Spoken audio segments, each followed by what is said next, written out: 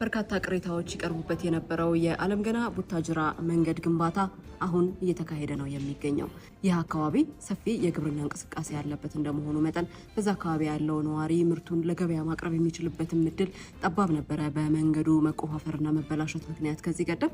አሁን ግን ይህንኑ መንገድ ለማስተካከል 14 ቢሊዮን ብር በጀት በመያዝ ግንባታው እየተከናወነ ነው የሚገኘው። አጠቃላይ ርዝመቱን ስንመለከት 132.7 ኪሎ ሜትሮችን የሚሸፍን ነው። እንግዲህ አካባቢው ከግብርና ባለፈ የቱሪዝም እንቅስቃሴ የሚያለበት ነው። ለምሳሌ የጥያ ትክል ድንጋይ በዚህ አካባቢ ነው የሚገኘውና የቱሪዝም ዘርፉን ለማስፋት ሲባልም መሰረተ ልማቶች መሟላት አለባቸው።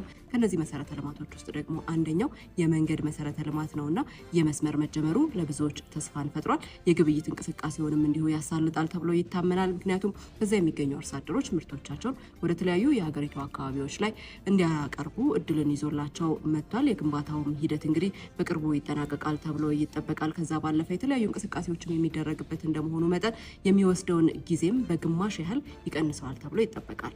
ዜና ኢትዮጵያ ይህንንና ሌሎች ጉዳዮችን ዛሬ ዳሷል። በዶት ስትሪም የማህበራዊ ድረገጽ አማራጮቻችን መከታተል ትችላላችሁ።